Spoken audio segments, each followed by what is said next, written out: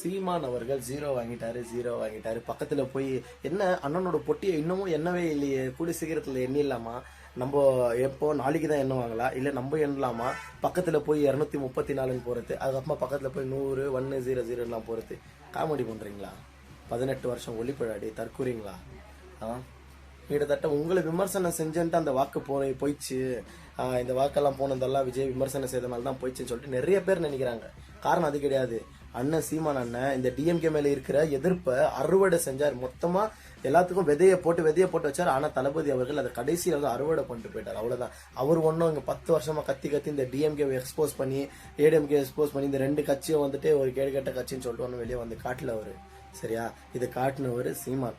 அவர் காட்டின அந்த புரிதலோட தான் அந்த ஜனங்க எல்லாருமே போய் ஆமா இந்த கட்சி சரியில்லைன்னு சொல்லிட்டு தான் புதுசா வர கட்சிக்கு வாக்களிக்கலாம்னு சொல்லிட்டு இந்த கட்சிக்கு வாக்களிச்சு இந்த கட்சியை தேர்ந்தெடுத்தாங்க.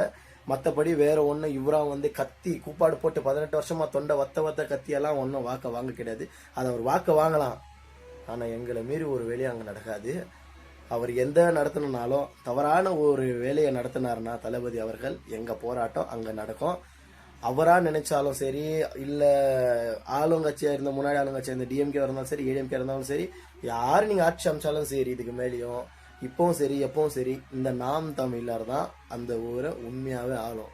காரணம் எப்படின்னா, நீங்க எதை பண்ணாலும் சரி நாங்க தேவைன்னு நினைச்சாதான் அந்த ஊருக்கு அந்த விஷயம் நல்லதா இருந்தா மட்டும்தான் அந்த ஊர்ல அந்த செயல்படுத்தப்படும். இல்லைன்னா போராட்டத்தின் மூலியமா அந்த செயலை நாங்க நிக்க வைக்குவோம். அந்த அளவுக்கு எங்க கிட்ட பவர் இருக்கு. சரியா? கட்சியில போய் சிஎம் உட்கார்ந்தாலும் மட்டும் தான் பவர் கிடையாது. நீ அங்க உட்காந்து செய்யற வேலையை நாங்கள் சிஎம் பதவியில இல்லாமலே செய்வோம். சரியா?